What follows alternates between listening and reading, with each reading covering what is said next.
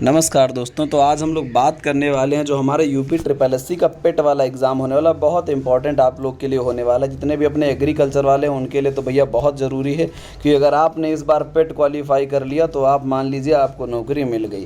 क्या कि भैया पिछली बार जो है 70,000 फॉर्म पड़े थे टेक्निकल असिस्टेंट में, ठीक है। इस बार अगर जो है मतलब फॉर्म पड़ेंगे, अगर 70,000 एग्रीकल्चर वाले फॉर्म इस बार पेट का डालेंगे तो भैया आधे तो पेट नहीं पास करेंगे, ठीक है। तो कम से कम फॉर्म जो हमारा बहुत कम हो जाएगा और वैकेंसी इस बार आने वाली, पिछली बार 2,000 थी, इस बार जो है 2500 वैकेंसी आने वाली है।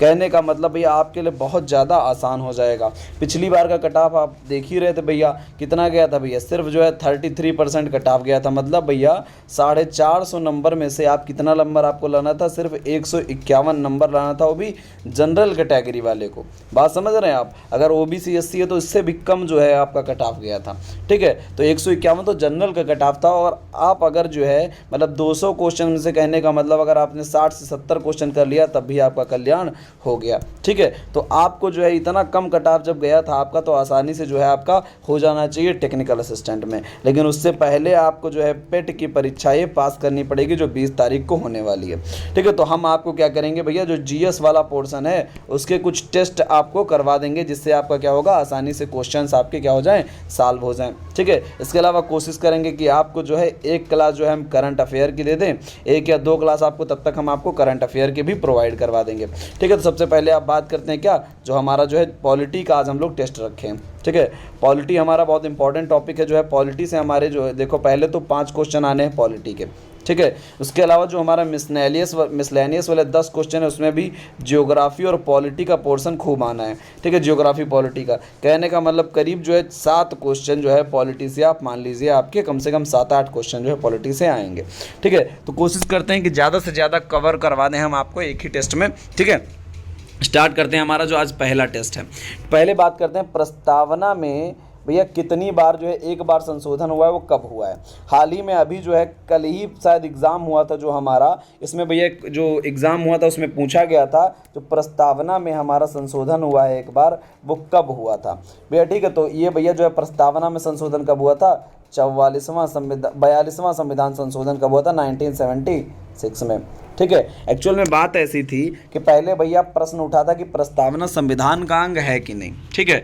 तब भैया एक केस हुआ केशवानंद भारती बनाम केरल राज्य। कौन सा केस हुआ, केशवानंद बाबा वाला केस था। ये भैया केरल के एक जो बाबा थे, उनकी ज़मीनें थी। अब उस ज़मीन को जो है क्या किया, सरकार ने अपने कब्जे में ले लिया था। सरकार ने जब अपने कब्जे में ले लिया था तो इसी चक्कर में भैया क्या हुआ, केस हुआ। अब इसी केस में क्या हुआ भैया, ये भैया केस बन गया क्या, लैंडमार्क। इसमें भैया क्या 13 जजों की भैया 13 जज की बेंच बनाई गई और 13 जज की बेंच बनाकर जो है इस केस को सॉल्व किया गया। तो भैया ये भी क्वेश्चन पूछा जा सकता है, केशवानंद भारती बनाम केरल राज्य जो है मैक्सिमम अभी तक जो है कितने जजों की बेंच बन चुकी है, इसी में बनी थी यही 13 जजों की, ठीक है। अब भैया उसके बाद भैया इसी में पूछा गया क्या प्रस्तावना संविधान का भाग है, तो भैया इसने कह दिया हाँ प्रस्तावना संविधान का भाग है। तो भैया उसके बाद जो है उसके बाद ही तो पावर आई किसके पास, संसद के पास, कि वो प्रस्तावना में संशोधन कर सके, कि जो संविधान का भाग होगा उसमें संसद को संशोधन करने का अधिकार होगा, ठीक है। तो प्रस्तावना में फिर संशोधन किया गया। और कब संशोधन किया गया, 42वां संविधान संशोधन किया गया 1976 में। किसने करवाया, इंदिरा गांधी जी ने।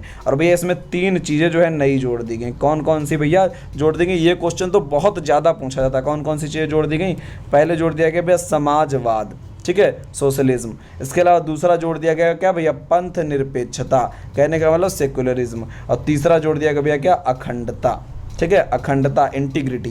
कहने का मतलब सोशलिज्म, सेकुलरिज्म और इंटीग्रिटी, ये 3 शब्द जोड़ दिए गए, समाजवाद, पंथ निरपेक्षता और अखंडता। कब, 42वें संविधान संशोधन 1976 में।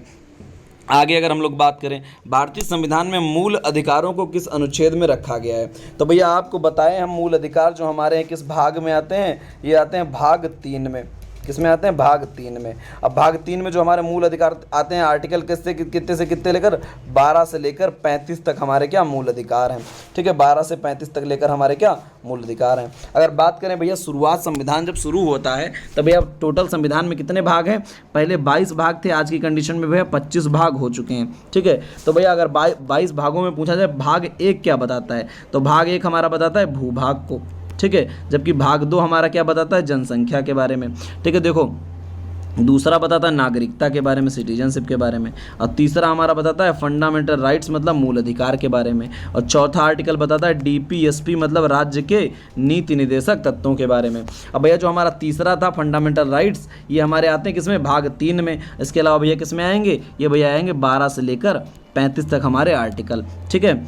1 से 4 तक हमारा भूभाग है, 5 से 11 हमारी नागरिकता, और भैया 36 से 51 तक हमारे क्या, राज्य के नीति निर्देशक तत्व यानी directive principle of state policies यानी डीपीएसपी आते हैं। आगे अगर हम लोग बात करें भैया, भारत में संविधान में निर्वाचन को किस भाग में रखा गया है, तो भैया देखो निर्वाचन जो हमारा है यानी चुनाव, चुनाव किस भाग में रखा गया पूछ रहा है भैया। चुनाव जो हमारा है देखो 2 भागों में रखा गया है। पहला तो हमारा भाग 15 और दूसरा हमारा 16। जो सामान्य हमारा निर्वाचन होता है किस में आता है, भाग 15 में आता है वो, ठीक है। इसके अलावा कुछ विशेष यानी SC ST इन सब क्षेत्रों के लिए जैसे नहीं कुछ छूट मिलती है, तो ये सब किस में, भाग 16 के तहत, यानी विशेष क्षेत्रों के निर्वाचन किस में, भाग 16 में, और 15 में हमारा क्या, सामान्य निर्वाचन आता है। तो सामान्य निर्वाचन हमारा किस में आएगा, भाग 15 में आएगा।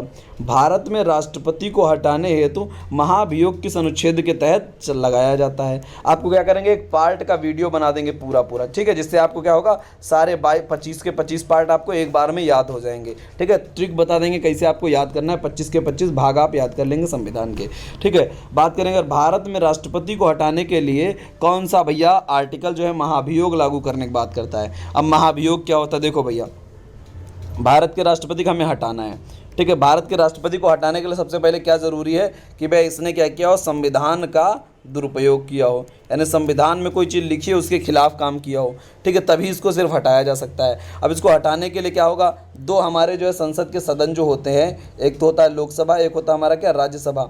अब इनमें से किसी में भी, चाहे लोकसभा में चाहे राज्यसभा में, क्या किया जाएगा, बिल पेश किया जाएगा। सबसे पहले क्या होगा, बिल कहाँ जाएगा, लोकसभा या राज्यसभा कहीं भी जा सकता है, ठीक है। यहाँ बिल गया। अब इस बिल को ले जाने के लिए भैया, ठीक है, बिल को ले जाने के लिए एक 1/4 लोग इस पे साइन किए हों, ठीक है। उसके बाद लोकसभा या राज्यसभा में एक्सेप्ट करने के लिए 1/3 लोग, यानी अगर 100 लोग हैं तो 25 लोग बिल लेके जाएंगे, फिर 33 लोग मान लो लोकसभा में गया पहले, तो 33 लोग इसको क्या करेंगे, स्वीकार करेंगे। उसके बाद अगर इसको पास करना होगा तो 66% लोग जो है क्या करेंगे, यानी 2/3 बहुमत से क्या किया जाएगा, इसको पास किया जाएगा। यानी जितने भैया उसमें सदस्य थे उसका 2/3, मतलब 100 लोग थे, 100 का क्या, 66 लोग भैया होगा 2/3, ठीक है। तो 66 लोग इस पर साइन करेंगे तब वो लोकसभा से पास हो गया। इसके बाद क्या करेगा, दूसरे सदन में जाएगा यानी राज्यसभा में, भाई पहले राज्यसभा में गया होगा तो दूसरे में लोकसभा में जाएगा। ये करेगा भैया प्रस्ताव की जांच कि भैया जिस आधार पे प्रस्ताव आया था, ऐसा तो नहीं कि राष्ट्रपति के खिलाफ खाली मतलब बक्की बकार है, राष्ट्रपति ने संविधान का उल्लंघन ना किया हो, तब भैया ये करेगा जांच। और जांच करने के बाद भैया क्या होगा, अगर इसने भी 2/3 बहुमत से पारित कर दिया तो भैया राष्ट्रपति अपने पद पर नहीं रह जाएगा। इसी को हम लोग कहते हैं महाभियोग। ये महाभियोग किस आर्टिकल के तहत होता है, आर्टिकल 61 के तहत भैया ये लगाया जाता है। बात समझ में आई, मतलब इसमें कौन कौन सा क्वेश्चन बना। पहली बात तो महाभियोग किस अधिनियम से किस विधेयक से पास किया जाएगा, तो भैया विशेष बहुमत से पास किया जाता है 2/3 से, ठीक है। इसके बाद अगर पूछा जाए कहाँ इंट्रोड्यूस किया जाएगा, लोकसभा या राज्यसभा, कहीं भी किया जा सकता है, लोकसभा राज्यसभा दोनों में से कहीं भी किया जा सकता है, ठीक है। जो बाद में भैया सेकंड सदन होगा वो क्या करेगा, जांच करेगा। ये भी क्वेश्चन आ सकता है किस आर्टिकल के तहत, तो आर्टिकल 61 के तहत भैया ये होता, यही हमारा क्या क्वेश्चन पूछ रहा था। आर्टिकल 61 हमारा क्या बताता है, महाभियोग को बताता है, राष्ट्रपति को हटाने के लिए इम्पीचमेंट इसको इंग्लिश में कहते हैं, ठीक है। आर्टिकल 74 क्या बताता है, आर्टिकल 74 भैया बताता है कि भैया क्या राष्ट्रपति की सलाह के लिए क्या होगा, एक मंत्री परिषद होगा। राष्ट्रपति को सलाह देने के लिए क्या होगा, मंत्री परिषद होगा। और बाद में भैया इसी को कर दिया गया बाध्य, कहने का मतलब हो गया मंत्री परिषद की सलाह जो होगी राष्ट्रपति के ऊपर बाध्य होगी। और इसको भी कब किया गया था, जब भैया 42वें संविधान संशोधन 1976 में इंदिरा गांधी थी, इंदिरा गांधी ने क्या किया था, ये 42वां संविधान संशोधन करवा के क्या किया था भैया, बाध्य कर दिया था किसके ऊपर, राष्ट्रपति के ऊपर महाभियोग को, मतलब राष्ट्रपति के ऊपर किस मंत्रिपरिषद की सलाह को, ठीक है। ये बहुत इंपॉर्टेंट। 143 भैया आप लोग खूब इलू इलू वाला गाना गाए हो, है कौन सा, 143। लेकिन ये भैया जब गाना गाए कौन, ये गाना गाया जब भैया क्या, राष्ट्रपति, और किसके लिए गाए, सुप्रीम कोर्ट के लिए गाए, तो उसे बोलते हैं आर्टिकल 143। कहने का मतलब है राष्ट्रपति क्या करेगा, सलाह मांगेगा, किससे भैया मांगेगा सलाह, सुप्रीम कोर्ट से। तो राष्ट्रपति सुप्रीम कोर्ट से सलाह मांगेगा तो किसके तहत, 143 के तहत। इसके बाद भैया 123 हमारा 1, 2, 3 बहुत सिंपल आर्टिकल क्या होता है भैया, ये जारी करता है क्या, अध्यादेश, राष्ट्रपति अध्यादेश किस आर्टिकल के तहत जारी करता है? 123 के तहत। अगर पूछे राज्यपाल, तो राज्यपाल भैया किस आर्टिकल के तहत? बस अंकों को उल्टा करना है, 1 2 3 था तो 2 को उठा के आगे रख देना बस। किसके तहत? राज्यपाल अध्यादेश जारी करता है 213 के तहत, और 123 पे कौन अध्यादेश जारी करता है? राष्ट्रपति। ठीक है, तो ये वाली सिंपल आर्टिकल्स आपको याद हो जाने चाहिए कम से कम। आगे अगर बात करें भैया भाषा के आधार पर गठित पहला राज्य, तो भैया ये वाली कहानी आपको सुनाए थे आंध्र प्रदेश राज्य की। आंध्र प्रदेश राज्य हमारा जो था भैया, जब देश आज़ाद हुआ तो देश की आज़ादी से पहले ही ये सब डिमांड उठ रही थी कि जो हमारे यहाँ भारत में राज्य है उनको क्या किया जाए? भाषा के आधार पर बांट दिया जाए। लेकिन भैया इस डिमांड को जो है नकारा जा रहा था कि समस्याएं थी भैया, अगर भाषा के आधार पर राज्य देश को बांटा जाता, जैसे जब देश आज़ाद हो गया तब भैया इसको मना कर दिया गया। ठीक है, कमेटी एक बनाएगी भैया, कौन सी? सबसे पहले बनाएगी यश के धर आयोग। क्या बनाएगा? यश के धर कमेटी। अब इस कमेटी ने कहा कि नहीं, भाषा के आधार पर नहीं हो पाएगा गठन, दिक्कत होगी। तो भैया इसकी बात को लोगों ने मानने से मना कर दिया, ये सब बेकार है, इनकी नहीं मानी जाएगी। तब भैया जवाहरलाल नेहरू, वल्लभ भाई पटेल और पट्टाभी सीतारामैया, ये 3 लोग मिले और इनकी कमेटी का नाम भी इन्हीं के नाम पर हो गया, JVP कमेटी। अब JVP कमेटी बनाई गई, इस कमेटी ने भी क्या कहा कि भाषा के आधार पे तो भैया नहीं होना चाहिए, गलत बात है। विकास उकास दूसरा आधार रखो, भाषा ना रखो आधार। अब भैया हो गया विवाद। अब विवाद हो गया तो एक आदमी थे भैया गांधीवादी। कौन आदमी थे? गांधीवादी। उनका नाम भैया क्या था? पोट्टी श्री रामुलू। क्या नाम था? पोट्टी श्री रामुलू नाम था उनका। अब ये पोट्टी जो थे भैया, ये भैया क्या किए? पोट्टी भाई जो थे ये भैया बैठ गए अनशन पर। गांधीवादी थे ना, बैठ गए अनशन पर, आमरण अनशन पर बैठ गए। कितने? आमरण अनशन। और 56 दिन तक भैया ये क्या किए? भूख हड़ताल किए, और 56वें दिन इनकी हो जाती है डेथ। अब भैया बूढ़े आदमी थे, भूख हड़ताल कर रहे थे, 56वें दिन इनकी डेथ हो गई। अब भैया ये मामला हो गया हिंसक। मामला जब हो गया हिंसक, ये डिमांड कर रहे कि क्या? तेलुगु भाषियों के लिए अलग राज्य बनाओ भैया, तेलुगु भाषियों के लिए अलग राज्य बनाओ। तब भैया हो गया बंटवारा। मद्रास राज्य हमारा जो था इसको तोड़कर इसी में से क्या किया गया? अलग कर दिया गया। हमारा क्या? आंध्र प्रदेश हमारा अलग कर दिया गया, तमिलनाडु अलग कर दिया गया। इसके बाद आंध्र प्रदेश को हाल ही में 2014 में तोड़ दिया गया, 2 भागों में। क्या कर दिया गया? एक तरफ आंध्र प्रदेश और एक तरफ क्या? तेलंगाना कर दिया गया। ठीक है, तब भैया आंध्र प्रदेश हमारा क्या था? भाषा के आधार पर गठित पहला राज्य तक कब बना था? 1953 में ये भैया बना था। ठीक है, आगे अगर हम लोग बात करें, इसके बाद भैया 15वें वित्त आयोग के अध्यक्ष, ये भैया करंट का क्वेश्चन हो गया हमारा। करंट के क्वेश्चन की अगर बात किया जाए तो इस समय जो वित्त आयोग हमारा फाइनेंस कमीशन काम कर रही है, इसके अध्यक्ष कौन है? तो भैया इसके अध्यक्ष हैं NK सिंह। कौन है? NK सिंह है इस समय अध्यक्ष इसके। ठीक है, और फाइनेंस कमीशन का काम क्या होता है वित्त आयोग का? देखो भैया टैक्स जो होता है, देखो अब भाई भारत जो है ये भारत है, इसमें बहुत सारे राज्य हैं। अब केंद्र सरकार दिल्ली में है, अब दिल्ली वाले ये जो केंद्र सरकार है टैक्स कहाँ से कलेक्ट करती? भाई राज्यों से ही तो टैक्स कलेक्ट करेगी जाके। इंसान तो वही राज्यों में ही रहते हैं। जैसे यूपी में आएगा, यूपी के लोग हैं तो यूपी के लोग केंद्र को भी टैक्स देते हैं, राज्य को भी टैक्स देते हैं। अब सेंटर हर जगह से टैक्स ले रहा है, तो सेंटर क्या करता है? अपने पास पैसा कलेक्ट कर रहा है। अब ये सेंटर क्या करेगा? पैसे का बंटवारा करेगा। पैसे का क्या करेगा? बंटवारा करेगा। अब बंटवारा करने की सलाह कौन देता है? वित्त आयोग देता है। यही काम भैया वित्त आयोग का होता है। क्या करता है? टैक्स के बंटवारे की सलाह देता है। इसने भैया 15वें वित्त आयोग ने क्या सलाह दी थी? इन्होंने कहा था भैया कि ऐसा करो, 49 रुपये तुम लोग रखो और 51 रुपये राज्यों में बांट दो। यानी 49 रुपये रहेंगे सेंटर के पास और 51 रुपये स्टेट को दे दिए जाएं। ठीक है, इससे पहले वाला जो हमारा 14वां वित्त आयोग था उसमें क्या सेंटर के पास 48 रुपये रहते थे और 52 रुपये बांट दिए जाते थे। किसको? स्टेट्स को। अब भैया जो 51 है स्टेट को दिए जा रहे, 52 पहले दिए थे। ऐसा क्यों किया गया? क्योंकि भैया हमारा जो जम्मू एंड कश्मीर है इसको अब क्या बना दिया गया? इसको बना दिया गया स्टेट, मतलब इसको बना दिया गया स्टेट की श्रेणी से हटा के यूटीज। अब इसको भैया केंद्र को इस पर पैसा लगाना पड़ेगा। और पहले उस पर जो जम्मू कश्मीर होता था उसको भैया टोटल का 0.8% उस पर खर्चा ही किया जाता था।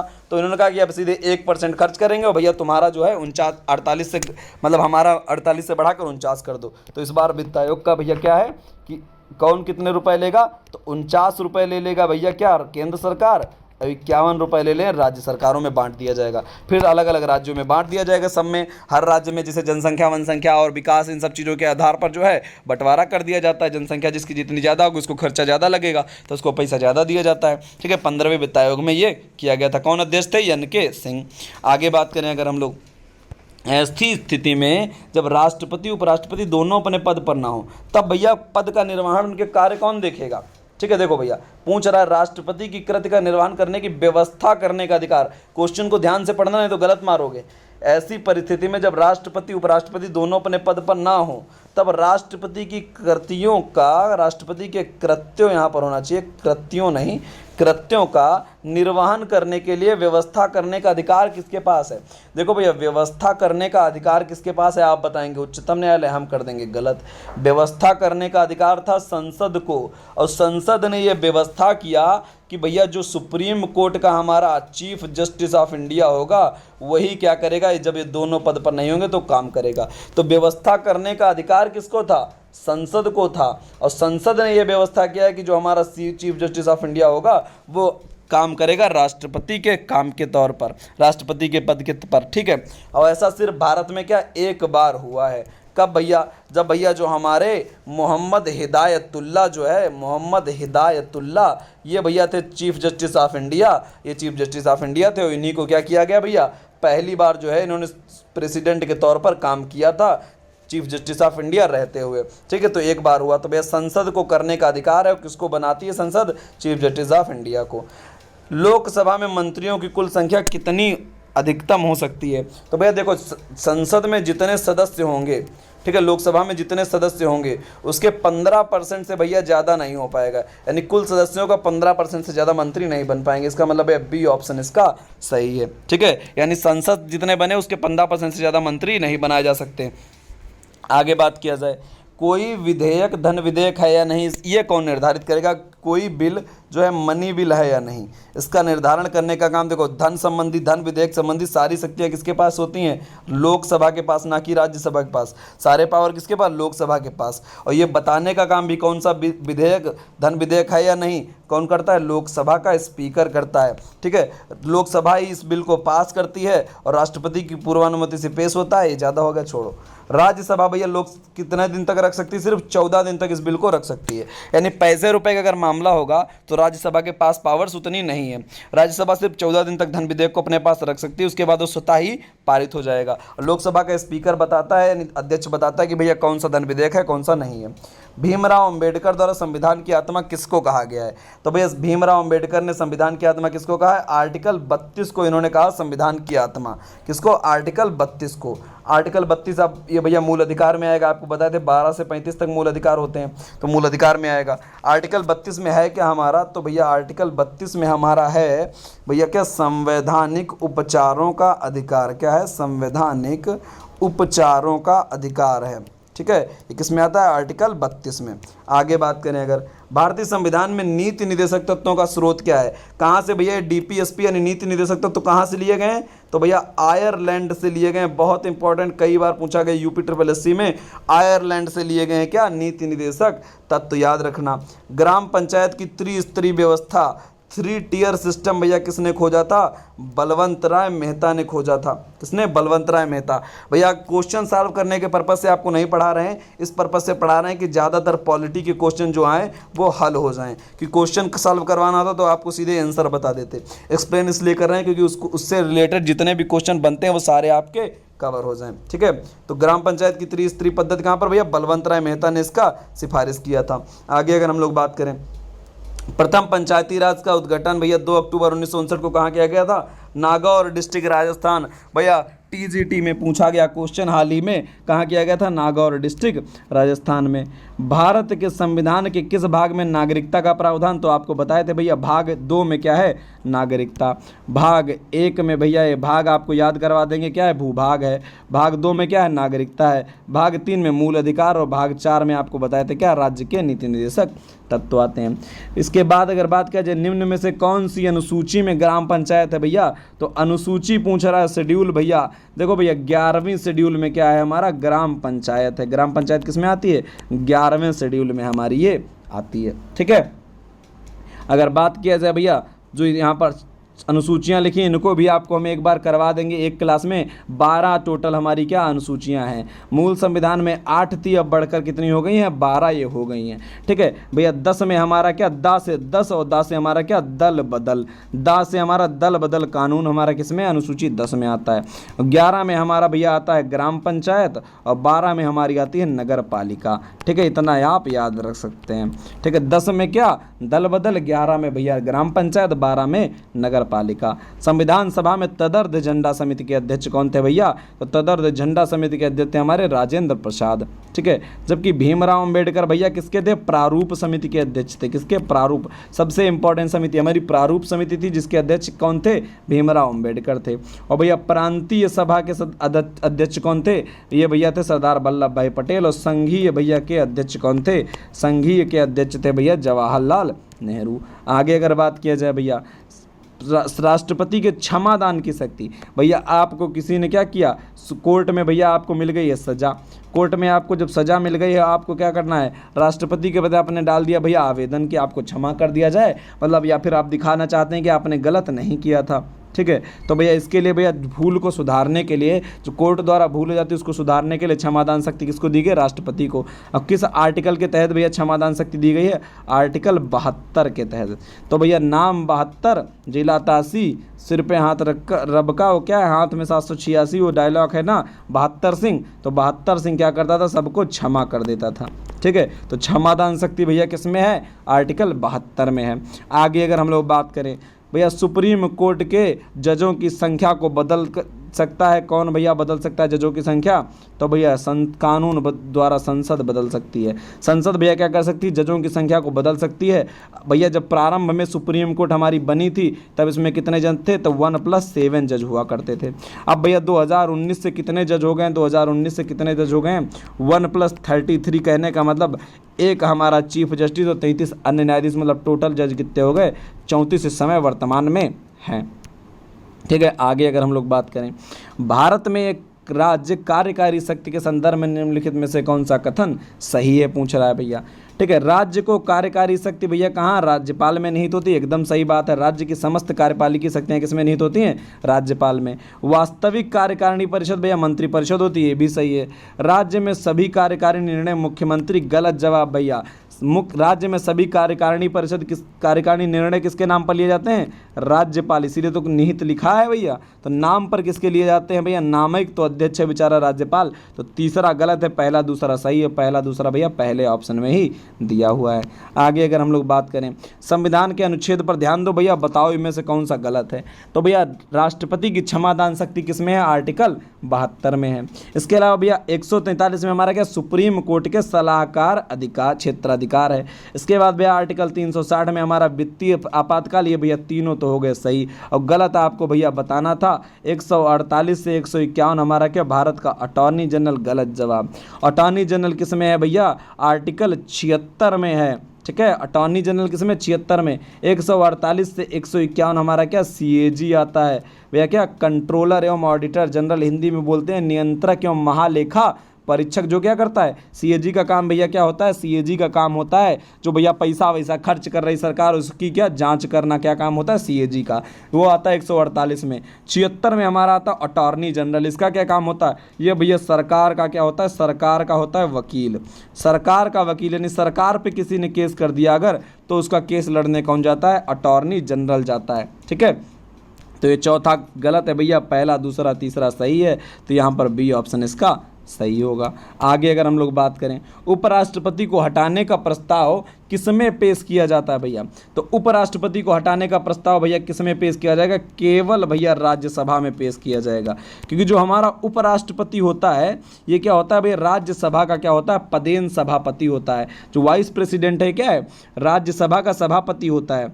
ठीक है, राज्यसभा का ही सभापति, यानी राज्यसभा का जो सभापति होता है कौन होता है, उपराष्ट्रपति ही होता है। ठीक है, और लोकसभा का अध्यक्ष तो बनाया जाता है उसी में से, यानी भैया इसको हटाने के लिए राज्यसभा में बिल पेश किया जाएगा। 123 आपको बताए थे 123 क्या बताता है, राष्ट्रपति का अध्यादेश, जबकि 213 213 क्या बताता है, राज्यपाल का अध्यादेश, ये बता चुके हैं आपको।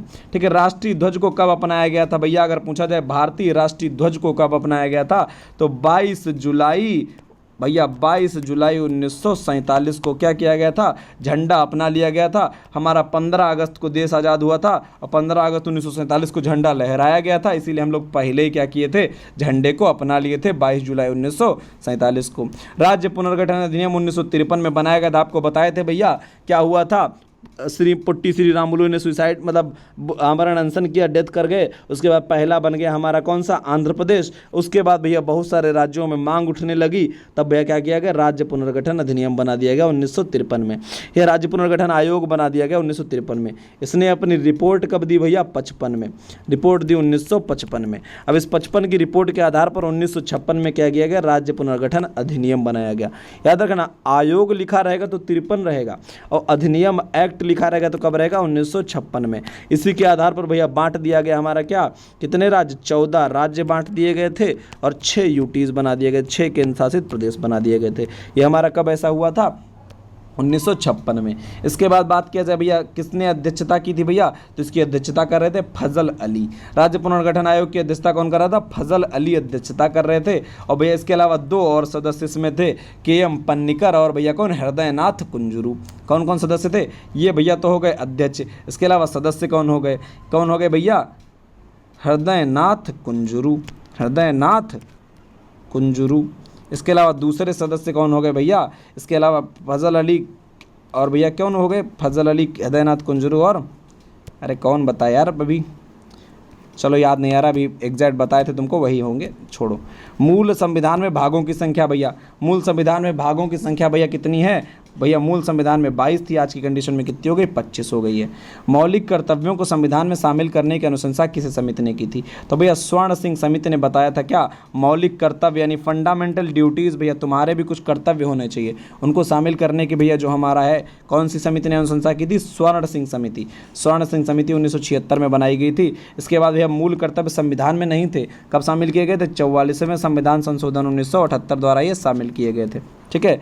और तारकुंडे समिति ने क्या बताया था, तारकुंडे ने बताया था भैया ऐसा कि ऐसा है, तुम लोग पहले 21 साल के होते थे तब भैया वोट दे पाते थे, इन्होंने घटाकर क्या कर दिया, 18 साल कर दिया। 18 साल से तुम दे पा रहे हो, तब कब से, 1974 है तारकुंडे समिति के द्वारा, ठीक है। आगे अगर हम लोग बात करें, भारत में अभी तक कितनी बार आपातकाल की घोषणा हो चुकी है, तो भैया अभी तक जो है 3 बार आपातकाल लग चुका है। कब कब, सबसे पहले लगा था 1962 में, चाइना ने, जब चाइना से हमारा युद्ध चला था, उसके बाद 1971 में भारत पाकिस्तान युद्ध। इसके अलावा भैया तीसरी बार जो है जो लगाया गया था वो कब लगाया गया था, 1975 इंदिरा गांधी शासनकाल वाला, याद होगा आपको, इसी पे खूब विवाद हुआ था भैया, क्योंकि जो आपातकाल इन्होंने लगाया था वो क्या था, बाह्य आक्रमण पर नहीं था, वो क्या था, उन्होंने लगा दिया भैया क्या उन्होंने कहा कि आंतरिक अशांति है, और तब भैया आंतरिक अशांति शब्द लिखा हुआ था संविधान में। इसी के बाद भैया क्या हुआ, चेंज कर दिया गया, आंतरिक अशांति को हटाकर क्या कर दिया गया, अगर देश के अंदर क्या होगा, सशस्त्र विद्रोह हो जाए, यानी भैया सशस्त्र विद्रोह अगर कर दे कोई,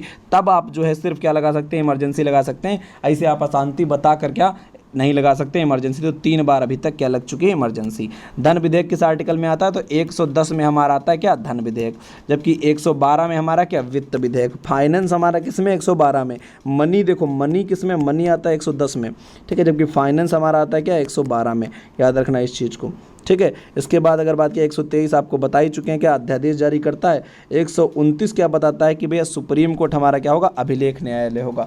कहने का मतलब अगर सुप्रीम कोर्ट ने कोई फैसला दे दिया है तो उससे लोअर कोर्ट जो है, जैसे सुप्रीम कोर्ट सबसे टॉप पे भारत में है, सुप्रीम कोर्ट के अंदर क्या हाई कोर्ट्स आते हैं, हाई कोर्ट अधीनस्थ न्यायालय आते हैं। अगर सुप्रीम कोर्ट ने कोई फैसला दे दिया है तो उसको चेंज करने का अधिकार हाई कोर्ट या इन सबको नहीं होगा। अगर वैसा कोई केस हाई कोर्ट में जाता है तो उसी फैसले को ये लैंडमार्क मार के अपना न्याय डिसीजन देंगे, ठीक है। भारत में कुल कितने राज्यों में विधान परिषद का गठन है, तो भैया भारत में कुल कितने राज्यों में, 6 राज्यों में भैया क्या है, विधान परिषद का गठन है। अभी तक 7 में था, जम्मू कश्मीर अब राज्य नहीं रह गया तो वहाँ समाप्त हो गया, ठीक है। तो 6 राज्यों में अब क्या है, विधान परिषद बची है। 6 राज्य कौन कौन से हैं अगर बात किया जाए, देखो सटे वाले राज्य हैं, यूपी से सटा हमारा क्या, बिहार, तो यूपी और बिहार में हमारा क्या विधान परिषद हो गई। इसके बाद भैया 2 सटे सटे राज्य और हमारे क्या, इधर आप देखेंगे तो महाराष्ट्र और कर्नाटक हमारा सटा है, तो ये भैया महाराष्ट्र और कर्नाटक में हो गया। इसके बाद भैया आंध्र प्रदेश और तेलंगाना हमारा सटा है, ठीक है, तो आंध्र प्रदेश और तेलंगाना में भी हमारा क्या हो गया, ये हो गया भैया हमारे 6 राज्य जहाँ पर विधान परिषद है। आगे अगर बात करें भैया तो भैया संविधान की अनुसूची 6 किन 4 राज्यों की बात करती है, तो आपको बताए थे भैया छठी अनुसूची की याद रखने के लिए आपको क्या याद रखना है, एटीएम का स्क्वायर याद रखो। कौन सा, एटीएम का स्क्वायर। कहने का मतलब या एएमटीएम या एटीएम का स्क्वायर, असम मेघालय त्रिपुरा मिजोरम। कौन सा, असम मेघालय त्रिपुरा मिजोरम। भैया ये हमारा जो है बी ऑप्शन एकदम सही है। क्या रखना है, एटीएम का स्क्वायर याद रखना है आपको। क्या याद रखना है, एटीएम स्क्वायर। कहने का मतलब भैया यम 2 बार होगा, असम और त्रिपुरा और मिजोरम मेघालय भैया तो है ही है, ठीक है, तो ये छठी अनुसूची में आते हैं। इसके बाद राज्य की समितियों के बारे में कौन सा कथन असत्य है बताना, आपको गलत बताना है। तो भैया देखो प्राकलन समिति में होते 30 सदस्य, 30 के 30 आते हैं लोकसभा से, एकदम सही है, ठीक है। इसके बाद भैया विशेषाधिकार समिति में 15 सदस्य होते हैं, 10 का चयन लोकसभा से होता है, 5 का राज्यसभा से होता है। इसके अलावा लोक सेवा समिति में 22 सदस्य होते हैं, सबके सब राज्यसभा से। तो भैया ये दोनों तो सही थे, लेकिन ये भैया हो गया गलत। लोक सेवा समिति में 22 सदस्य होते हैं, यहाँ तक तो बातें सही है, लेकिन इसमें भैया 15 आते हैं लोकसभा से और 7 आते हैं कहाँ से, राज्यसभा से, ठीक है। तो ये लोक सेवा समिति भैया क्या है, गलत हो गया यहाँ पर। और प्राकलन समिति वित्तीय नीतियों के संबंधित सुझाव देने के लिए बनाई जाती है, भी सही एकदम है। भारत में निम्नलिखित में से आधिकारिक भाषाओं पर विचार करो। कह रहा है भैया कि 92वां संविधान संशोधन करके 2003 में 8वीं अनुसूची में कितनी भाषाएं। पहली बात तो आपको ये पता चला कि 8वीं अनुसूची किससे संबंधित है, भाषाओं से संबंधित है, ठीक है। 8वीं अनुसूची किससे संबंधित, भाषाओं से। टोटल 8वीं अनुसूची में कितनी भाषाएं हैं, 22 भाषाएं हैं। मूल रूप से 14 भाषाएं थी, अब बढ़ गई हैं, कितनी हो गई हैं, 22 हो गई हैं। सबसे पहले जो भैया जोड़ी गई थी, कौन सी जोड़ी गई, सिंधी, यानी 14 प्लस कर दी गई सिंधी, अब हो गई कितनी, 15। अब 15 के बाद भैया जोड़ दी गई 3, फिर 15 के बाद 3 कौन सी जोड़ दी गई, ये भैया जोड़ दी गई थी नेपाली, कोंकणी और मणिपुरी, हमारी ये 3 लिखी हैं भैया क्रम से। कौन कौन सी, नेपाली, कोंकणी और मणिपुरी हमारी ये जोड़ दी गई। नमक इसको याद रख सकते हैं हम लोग, कैसे याद रखते हैं, नमक। नेपाली, मणिपुरी और कोंकणी कब जोड़ी गई थी भैया, ये भैया जोड़ी गई दोबारा पर। उसके बाद भैया 92वां संविधान संशोधन करके 2003 में 4 और भाषाएं जोड़ी गई। 4 कौन कौन सी जोड़ी गई भैया, तो याद रखो भैया बोडो, संथाली, डोगरी, मैथिली, ये हमारी 4 भाषाएं, यानी तीसरा और 5वां ऑप्शन इसमें सही होगा, ठीक है। ये हमारी जोड़ी गई 4 भाषाएं, तीसरा 5वां ऑप्शन सही होगा। और उसके बाद हमारी भाषाएं कितनी हो गई भैया, 14 थी, 1 जुड़ी, उसके बाद 3 जुड़ी और फिर 4 जुड़ी, हमारी कितनी हो गई है भैया, ये हमारी हो गई 14, 1, 15, 3, 18, 4, 22, टोटल भाषाएं हो गई हमारी 22, ठीक है। आगे अगर हम लोग बात करें तो भैया राष्ट्रपति को पूरे देश में या किसी हिस्से में 352 के तहत मतलब आपातकाल लगाने का अधिकार किस स्थिति में होता है, तो भैया बाह्य आक्रमण आपको बता ही दिए थे, कब लगा था, चीन और भैया उसके आधार पर लगा था। सशस्त्र विद्रोह के आधार पर लगाया जा सकता है, लेकिन आंतरिक अशांति के आधार पर अब नहीं लगाया जा सकता है, ठीक है। पहले लगाया जा सकता था, अब समाप्त कर दिया गया, यानी 1 और 2 ऑप्शन इसका सही होगा। भारतीय संविधान में अनुच्छेद 360 क्या बताता है भैया, 360 भैया 352 से लेकर 360 तक हमारा क्या, आपातकाल है, ठीक है। 60 बताता है हमारा क्या, वित्तीय आपात को बताता है, यानी हमारे पास क्या पैसा रुपए एक दो ना बचे, तो हमारा क्या वित्तीय आपात की स्थिति को लागू करता है 360। और भैया भारत में अभी तक एको बार ये नहीं लगा है, हमारे पास इतनी कंगाली भी नहीं आई कि हम लोग वित्तीय आपात लगाएं, ठीक है। आगे बात करें, राष्ट्रपति के त्याग पत्र की सूचना उपराष्ट्रपति किसको देगा भैया, तो देगा लोकसभा स्पीकर को देगा भैया क्या, राष्ट्रपति के त्याग पत्र की सूचना उपराष्ट्रपति। आगे बात करें, निम्न में से भारत के संविधान में किसमें पर्यावरण संरक्षण और संवर्धन के बारे में जानकारी मिलती है भैया, तो डीपीएसपी और फंडामेंटल राइट दोनों में भैया हमें क्या मिल जाती है, जानकारी मिल जाती है, किसके बारे में, पर्यावरण संरक्षण और संवर्धन के बारे में, ठीक है। आगे बात करें अगर वह संवैधानिक उपचारों का अधिकार आर्टिकल 32 आपको बताए थे, और 32 हमारा क्या है, मूल अधिकार यानी फंडामेंटल राइट है भैया, तो मौलिक अधिकार हमारा है। संवैधानिक उपचारों का अधिकार किसके तहत, आर्टिकल 32, जिसको अम्बेडकर ने क्या कहा था, संविधान की आत्मा कहा था। भारतीय संविधान में निर्वाचन किस भाग में रखा गया, ये क्वेश्चन रिपीट हो गया, 15 में रखा गया था, आपको बता चुके हैं। अंतर्राष्ट्रीय शांति और सुरक्षा को बढ़ावा देने के प्रावधान भैया किसमें है, डीपीएसपी के अनुच्छेद किसमें, 50 में भैया ये हमारे हैं। आर्टिकल 50 क्या कहता है भैया, 36 से 51 तक डीपीएसपी है, और आर्टिकल 50 कहता है भैया क्या, अंतर्राष्ट्रीय शांति और सुरक्षा को बनाए रखना, इंटरनेशनल पीस, ठीक है। इसके बाद अगर हम लोग बात करें भारत के संविधान का कौन सा अनुच्छेद ग्राम पंचायत से संबंधित है? भैया याद रखना, अनुच्छेद 40 क्या बताता है ग्राम पंचायत के बारे में, बहुत इंपॉर्टेंट आर्टिकल भैया 40 भैया क्या, अली बाबा के 40 चोर कहाँ रहते थे? गांव में रहते थे, याद रखना। तो ग्राम पंचायत किससे संबंधित है? 40 से संबंधित है। समान कार्य के लिए समान वेतन भैया आर्टिकल 44, नहीं सॉरी, समान कार्य के लिए समान वेतन आर्टिकल 39A किस में आएगा? DPSP में आएगा, ठीक है, राज्य के नीति निर्देशक तत्व में आएगा, ठीक है। आर्टिकल 44 हमारा क्या है? एक समान सिविल संहिता को बताता है, ठीक है, यानी सबके लिए कानून बराबर रहेगा, बराबर है ना, 4 दोनों तरफ, तो 44 क्या हो गया? एक समान सिविल संहिता हो गया। आर्टिकल 1935 संविधान सभा का सुझाव प्रस्तावित किया था भैया किसने? सबसे पहले 1935 के तहत भैया संविधान सभा का सुझाव किसने प्रस्तावित किया था? तो सही जवाब इसमें क्या है? यमन राय ने, ठीक है, सॉरी BN राव ने, ठीक है, BN राव ने सबसे पहले सुझाव दिया था। इसके बाद अगर बात किया जाए, भारत का संविधान सभा द्वारा बनाया गया, कब बनाया गया भैया? तो ये बनकर तैयार हो गया था 26 नवंबर 1949 को, ठीक है। संविधान बनकर कब तैयार हुआ? 26 नवंबर 1949 को। लागू कब हुआ? 26 जनवरी 1950 को। कुल कितनी महिलाएं थी भैया? 15 महिलाएं थी संविधान सभा में। कुल कितनी महिलाएं? 15 महिलाएं। भैया बात किया जाए पंचायत राज, भैया 2 राज्य कौन से थे जहां पर स्थापित किया गया था? तो भैया पहला राज्य तो राजस्थान सबको पता होता है, दूसरा राज्य कौन सा था भैया? आंध्र प्रदेश था। क्या था? आंध्र प्रदेश, ठीक है। इसके बाद अगर हम लोग बात करें, किस राज्य में पंचायती राज प्रणाली नहीं है?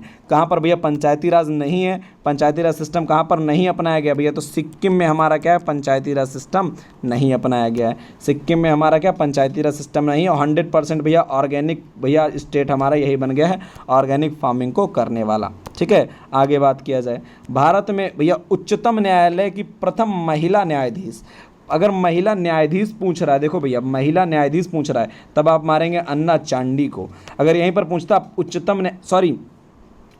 उच्चतम पूछ रहा है, हाई कोर्ट ने उच्चतम पूछ रहा है, तब भैया इसमें होगा फातिमा बीबी, ठीक है। देखो क्रम से आपको बता देते हैं जो हमारे ये पूछे जाते हैं, ठीक है, महिलाओं के बारे में। सुप्रीम कोर्ट की पहली भैया क्या महिला न्यायाधीश, सुप्रीम कोर्ट में अभी तक कोई भी हमारी चीफ जस्टिस नहीं बनी है महिला, ठीक है। न्यायाधीश बनी है कौन सी? फातिमा बीबी, पहली कौन सी थी? फातिमा बीबी, ठीक है। इसके अलावा अगर बात किया जाए हाई कोर्ट्स की, तो हाई कोर्ट में भैया फर्स्ट पूछा जाए, अगर फर्स्ट न्यायाधीश पूछा जाए तो कौन थी? अन्ना चांडी थी, ठीक है, अन्ना चांडी। अगर पूछा जाए फर्स्ट हमारी क्या मुख्य न्यायाधीश चीफ जस्टिस पूछा जाए तो हमारी कौन सी? लीला सेठ, ठीक है। लीला सेठ क्या है? पहली चीफ जस्टिस थी हाई कोर्ट की। अन्ना चांडी पहली हाई कोर्ट की जज ही थी। और फातिमा बीबी क्या थी भैया? ये प्रथम महिला न्यायाधीश थी। और हेमा कोहली भैया ये तो करंट का भैया है, ये भैया हाल ही में तेलंगाना की भैया महिला न्यायाधीश पहली बनी है, ठीक है। 48वें मुख्य न्यायाधीश भैया शपथ अभी हाल ही में किसने ली है? NV रमन्ना, हमारे भैया करंट अफेयर से क्वेश्चन है हमारा। NV रमन्ना क्या बन गए हैं? अब चीफ जस्टिस ऑफ इंडिया बन गए हैं। अभी हाल ही में 25वां high court, total high court कितने हो गए? 25 हो गए, 24 थे, 25वां कौन सा बना है भैया? 25वां हाई कोर्ट जो हमारा बना है कौन सा बना है? अमरावती हमारा ये 25वां हाई कोर्ट बन गया है। भारत में महिलाओं के लिए आरक्षण कहाँ पर उपलब्ध है भैया? तो भैया जो हमारे पंचायती राज यानी भैया जो हमारा प्रधान जी वाला चुनाव होता है, प्रधान जी में कहते हैं ना महिला सीट आ गई, तो भैया वहीं पर क्या है इनके बारे में जानकारी हमको मिल जाती है। आगे बात करें, नीलम संजीव रेड्डी भारत के राष्ट्रपति थे कौन से? इसके लिए फार्मूला भैया आपको याद रखना क्या? राजू की राधा जाकर गिरी फकरुद्दीन रेड्डी, ठीक है। मतलब राजू मतलब राजेंद्र प्रसाद पहले, राधा मतलब भैया राधा कृष्णन दूसरे, जाकर मतलब जाकिर हुसैन तीसरे, गिरी मतलब वीवी गिरी चौथे, फकरुद्दीन अली अहमद पाँचवें, और फिर भैया नीलम संजीव रेड्डी कौन से थे? छठे थे। इसके बाद भैया जाकर गिरी फकरुद्दीन रेड्डी की जेल में, और याद रख लो भैया 7वें कौन थे? ज्ञानी जैल सिंह, ठीक है। तो राजू की राधा जाकर गिरी फकरुद्दीन रेड्डी की जेल में, इसको फार्मूले से आप सारे राष्ट्रपति शुरुआत के याद रख सकते हैं। इसके बाद भैया हमारा क्या? वेंकटरमन शंकर नारायण, और उसके बाद हमारे APJ अब्दुल कलाम, प्रतिभा पाटिल, प्रणब मुखर्जी, और हमारे हाल में कौन है? ये हमारे जो है इस समय कोविंद है, ठीक है। तो ये हमारे जो है टोटल अभी तक राष्ट्रपति रह चुके हैं, ठीक है। 14वें राष्ट्रपति इस समय हैं, ठीक है। कौन? रामनाथ कोविंद। आगे बात करो, किस चार्टर एक्ट में भैया क्या किया गया था? ब्रिटिश ईस्ट इंडिया कंपनी का एकाधिकार समाप्त कर दिया गया, चाय और चीन के साथ एकाधिकार बना रहा। भैया 1813 का हमारा जो आर्टिकल बनाया था इन्होंने, चार्टर एक्ट 1813 का, उसमें क्या किया गया था, ब्रिटिश ईस्ट इंडिया कंपनी का मोनोपोली समाप्त कर दी गई कि भैया आप ब्रिटेन से अकेले तुम ही व्यापार भारत में नहीं करोगे। चलो अच्छा, तुमको एक छूट दे देते हैं कि तुम चाय का व्यापार अकेले कर लो, चाय का व्यापार कोई नहीं करेगा, चीन के साथ भी व्यापार कर लो, बाकी सबके साथ व्यापार करने के लिए ब्रिटेन से कोई भी जा सकता है। ठीक है, कब किया गया, 1813 में। आगे बात हम लोग अगर करें, भारतीय संविधान में मूल अधिकारों की संख्या भैया कितनी है, 6 भैया टोटल क्या है, मूल अधिकार हैं। और मूल कर्तव्य पूछे तो भैया कितने हैं, 11 हैं। ठीक है, मूल अधिकार मूल संविधान में कितने थे, 7 थे। इसके बाद भैया क्या, संपत्ति का अधिकार समाप्त कर दिया गया, तो अब कितने रह गए हैं, 6 रह गए हैं। ठीक है, आगे बात करें भैया, कौन सा इसमें से सुमेलित नहीं है। धन विधेयक आपको बताए थे 110, वित्त विधेयक भैया आपको बताए थे क्या, 117। इसके अलावा वार्षिक वित्तीय विवरण भैया 112, ये भी सही है। इसके अलावा भैया राष्ट्रपति शासन, तो भैया राष्ट्रपति शासन लगता है किसके तहत, 356 के तहत। ये तो भैया 352 राष्ट्रीय आपात के लिए है, इमरजेंसी। और प्रेसिडेंटल लॉ यानी राष्ट्रपति शासन भैया किस में लगता है, 356 में लगता है। ठीक है, आगे अगर हम लोग बात करें भैया, तो भैया स्वतंत्र भारत के पहले मंत्रिमंडल में के क्रम में भैया कौन सा सही नहीं गलत आपको बताना है। ठीक है, गलत कौन सा है, तो गृह मंत्री पहले सरदार वल्लभ भाई पटेल थे, एकदम सही है। शिक्षा मंत्री मौलाना अबुल कलाम आज़ाद थे, ये भी सही है। विधि मंत्री कानून मंत्री सरदार बलदेव सिंह, भैया यही तो गलत है। सरदार बलदेव सिंह क्या थे, ये तो थे रक्षा मंत्री। भैया सरदार जी क्या रक्षा विभाग संभाल रहे थे। और कानून मंत्री यानी विधि मंत्री कौन थे, तो अंबेडकर थे ना भाई, अंबेडकर थे। और श्रम मंत्री भैया जो हमारे थे जगजीवन राम थे।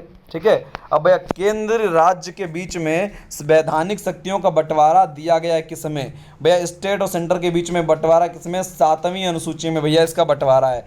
7 में भैया क्या हो जाता, बंटवारा हो जाता। 7वीं अनुसूची हमें क्या बताती है भैया, 3 सब्जेक्ट्स में बांट देती सबको। भैया एक तो हमारा संघ सूची, और दूसरा हमारा भैया क्या, राज्य सूची, और तीसरा हमारा समवर्ती सूची। ठीक है, तो संघ सूची में हमारे भैया 100 विषय, राज्य सूची और समवर्ती सूची में हमारे कुछ विषय बांट दिए गए। संघ सूची के विषय में कानून कौन बनाएगा भैया, संघ सूची के विषय में कानून बनाएगा केंद्र सरकार, राज्य सूची के विषय में राज्य सरकार, समवर्ती में दोनों बना सकते हैं। ठीक है, तो 98 विषय हमारे किसमें, संघ सूची में। इसके अलावा भैया 59 राज्य सूची में, और भैया 52 हमारे कहाँ है, समवर्ती सूची में विषय रख दिए गए। आगे बात किया जाए, निम्न में से कौन सा भारतीय नागरिकों को संपूर्ण भारत में अबाध्य संचरण। देखो भैया ये वाली कहानी जो है आर्टिकल 19 में दी गई है पूरी। आर्टिकल 19 हमारी क्या बताता है, वाक अभिव्यक्ति की स्वतंत्रता, मतलब घूमो टहलो रहो, सारी स्वतंत्रताएं कौन देता है, आर्टिकल 19 देता है। ठीक है, तो सबसे पहले देखो भैया इसको आप याद रखेंगे किससे भैया, ये अपना लवेरिया वाला प्रोग्राम जो होता है उससे आप सारी चीज़ें याद रखो। पहले भैया एक लड़का, ये भैया हमारा लड़का, और एक लड़की भैया ये क्या करते हैं, आपस में करते हैं बात। ठीक है, ये भैया लड़की आपस में करते हैं बात, क्या करते हैं, बात। मतलब कहने का मतलब बात मतलब क्या, वाक्य एवं अभिव्यक्ति, विचार रखेंगे अपने और बात करेंगे भैया किसके तहत, आर्टिकल 19A के तहत। ठीक है, इसके बाद दूसरी बात करेंगे। अब बात तो कर लिए, अब क्या होगा भैया, मिलन होगा, सम्मेलन होगा। भैया दोनों लोग कहाँ मिलने जाएंगे, पार्क वार्क में मिलेंगे, जाके साथ में बैठेंगे। ठीक है, तो दोनों लोग मिल लिए मतलब सम्मेलन। सम्मेलन किस में हुआ भैया, 19B में हुआ। ठीक है, 19B में। इसके बाद मिल जब लिए भैया, तब C में क्या हुआ भैया, बात आ गई पसंद, कर लिए शादी, मतलब हो गया भैया क्या, संगठन। संगठन किस में होगा भैया, 19C में होगा। इसके बाद भैया 19D में हमारा, अब भैया शादी कर लिए तो भैया क्या करेंगे, घूमने भी तो जाएंगे। घूमने चले गए, पूरे भारत में घूम के आए, क्या उसे कहते हैं, हनीमून। ठीक है, तो भैया पूरे भारत में घूम के आए, तो अबाध्य संचरण किस में आ गया, 19D में, मतलब पूरे भारत में घूमने का अधिकार किस में हो गया, 19D में हो गया। इसके बाद भैया पूछा जाए 19E, तो भैया आप घूम घाम लिए होंगे खूब ज़्यादा, तो आके कहीं ना कहीं निवास भी तो करेंगे, घर भी तो बनाएंगे। ऐसा तो नहीं घूमते रहेंगे, हनीमूने मनाते रहे जिंदगी भर। तो भैया घर आ गए, घर बना लिए। अब घर बना लिए 19E में। अब उसके बाद यफ भैया हमारा संपत्ति था, संपत्ति हो गया समाप्त, तो बचा हमारा क्या, जी। और जी में भैया क्या होगा, व्यापार करेंगे, मतलब व्यापार वाणिज्य, कुछ तो पैसा भी तो कमाएंगे। तो 19 भैया जी हमारा क्या बताता है, व्यापार वाणिज्य को बताता है। ठीक है, याद रखना, यफ को कर दिया गया समाप्त। ठीक है, ये आपको फाड़ के फेंक दिया गया तो समाप्त हो गया वो। ठीक है, तो ये हमारे भैया कुछ थे 19 में आर्टिकल जो कंफ्यूज करते हैं। तो ए में भैया पहले बात करेंगे, उसके बाद सम्मेलन, तीसरे में भैया सभा, मतलब शादी कर लिए सभा बना लिए, मतलब संगठन सभा जो भी। डी में भैया क्या घूमने चले गए, मतलब आबाद संचरण। ई में भैया कहीं निवास कर लेंगे। 19 जी में भैया क्या करेंगे, व्यापार वाणिज्य करेंगे। ये सारे 19 वाले आपको याद हो गए। इसके बाद अंडमान निकोबार द्वीप समूह न्याय क्षेत्र किस न्यायालय की देखरेख में भैया आता है, किस न्यायालय की देखरेख में आता है अगर पूछा जाए भैया अंडमान निकोबार आता है वेस्ट बंगाल वाले में। ठीक है, अगर भारत को देखेंगे तो भैया यहाँ पर अंडमान निकोबार है, यहाँ भैया वेस्ट बंगाल उसके पड़ोसी में पड़ जाता है तो वहाँ बना लेता है। इसके अलावा भैया दूसरा अगर बात करें लक्षद्वीप का, तो लक्षद्वीप के बगल में हमारा केरल पड़ जाता है, तो लक्षद्वीप की देखरेख कौन करता है, केरल। केंद्र शासित प्रदेश लक्षद्वीप का न्यायिक क्षेत्र कौन से न्यायालय के अंतर्गत आता है, तो भैया केरल, आपको बता ही दिए। इसके बाद बात करें सुप्रीम कोर्ट के मुख्य न्यायाधीश के रूप में कार्य करने के लिए उच्च न्यायालय में कितने दिन तक तुमको रहना चाहिए, कम से कम 10 सालों तक। जब तुम जज होगे तभी तुम सुप्रीम कोर्ट जाके जज बन पाओगे। यानी सुप्रीम कोर्ट के जज बनने के लिए भैया आपके लिए क्या आता है, हाई कोर्ट के 10 साल जज रहे हो। ठीक है, भारत में त्रिस्तरीय व्यवस्था भैया जिन राज्यों में लागू की जाती है वहाँ पर क्या भैया, जहाँ पर 20 लाख से ज़्यादा जनसंख्या होगी वहीं पर लागू होगी। अगर 20 लाख से कम जनसंख्या होगी तो वहाँ पर क्या होगा, 2 टियर सिस्टम लागू होगा। क्या, 2 टियर सिस्टम लागू होगा। भारत का संविधान भारत के सुप्रीम कोर्ट और केंद्र राज्यों के बीच विवादों का निर्णय किस क्षेत्र के तहत लेने का अधिकार देता है। ठीक है, भारत में संविधान के भारत के सुप्रीम कोर्ट में केंद्र राज्यों के बीच विवादों का निर्णय, भैया देखो अगर केंद्र और राज्य के बीच विवाद हो जाए, ठीक है, तो भैया जो सुप्रीम कोर्ट है वह एकमात्र ऐसा कोर्ट होगा जहां पर इसकी सुनवाई होगी। कोई भी हाई कोर्ट इस बारे में फिर सुनवाई कर ही नहीं सकता अगर केंद्र राज्य में लफड़ा हो गया। तो भैया ऐसे जो हमारे मामले होते हैं जिसके बारे में और कोई सुनवाई नहीं कर सकता, सिर्फ सुप्रीम कोर्ट करेगा, उन्हें बोला जाता है अनन्य न्यायाधिकार। क्या बोला जाता है, अनन्य। तो अनन्य न्यायाधिकार में आएगा, राज्य केंद्र के बीच लड़ाई हुई तो अनन्य न्यायाधिकार है सुप्रीम कोर्ट का। आगे अगर बात किया जाए भैया, वह निम्न में से कौन सा संसद के रूप में निर्वाचन होने के लिए अयोग्यता का आधार नहीं है। भैया पूछ रहा है यदि व्यक्ति राज्यसभा सरकार के अंदर लाभ का पद कार्यालय रखता हो, तो भैया ये तो हमारा जो है अयोग्यता का आधार है, इस आधार पर तो अयोग्य घोषित कर दिया जाएगा, लाभ का पद नहीं होना चाहिए, बताया गया था। दूसरा, अगर व्यक्ति ने स्वेच्छा से विदेश की नागरिकता ग्रहण कर ली हो, ये भी भैया नहीं माना जाएगा, भारत का नागरिक होना चाहिए, तो ये दोनों तो हो गए, मतलब नहीं है आधार। ठीक है, इसके अलावा भैया यदि 10वीं अनुसूची के तहत व्यक्ति को अयोग्य, यानी तीनों तो भैया आधार हैं, इस आधार पर तो अयोग्य घोषित किया जा सकता है। वह निवारक हिरासत कानून के तहत अगर होगा तो इसको नहीं घोषित किया जा सकता अयोग्य। ठीक है, अयोग्य घोषित नहीं किया जा सकता किस आधार पे, अगर तुमको अरेस्ट कर लिया गया तो इसका मतलब ये थोड़ी तुम चुनाव नहीं लड़ पाओगे। तो भैया चौथा केवल 4 इसमें ऑप्शन सही होगा, अयोग्य नहीं पूछ रहा, याद रखना। ठीक है, आगे बात करें, इसमें से भैया कौन आपको धार्मिक समुदाय दिख रहे हैं जो हमारे क्या अल्पसंख्यक में आएंगे, सिख, बौद्ध, जैन, पारसी, तो भैया 4 के चारों क्या हैं, अल्पसंख्यक में आते हैं। भारत में यही 4 अल्पसंख्यक हैं ही हैं। ठीक है, लास्ट क्वेश्चन आज की भैया हमारा, जो भारत के निर्वाचन आयोग के चुनाव में कौन सा संबंधित नहीं है। तो भैया निर्वाचन आयोग, भारत का जो निर्वाचन आयोग हो क्या करता है भैया, भारत का चुनाव करवाता है। ठीक है, इसके अलावा उपराष्ट्रपति का भी, राष्ट्रपति का भी चुनाव, उपराष्ट्रपति का चुनाव। लेकिन राज्य की पंचायतों का चुनाव कौन करवाता है, ये राज्य की भैया इलेक्शन कमीशन कराता है, राज्य election commission, state election commission, ना कि भारत का। तो भाई ये हमारा इसके तहत नहीं आएगा। ठीक है, राज्य के जो पंचायतें हैं ये क्या चुनाव इसके संबंधित नहीं है, इसमें क्या स्टेट इलेक्शन कमीशन काम करता है। ठीक है, और राष्ट्रपति, उपराष्ट्रपति, केंद्र और राज्य का चुनाव कौन करवाता है भैया, केंद्रीय निर्वाचन आयोग करवाता है। ठीक है, यानी भारत का निर्वाचन आयोग। ठीक है, तो आज के लिए बस इतना ही। पॉलिटी के सारे क्वेश्चन जितने अभी तक होने थे सारे हो गए। तब तक के लिए बस इतना ही, धन्यवाद।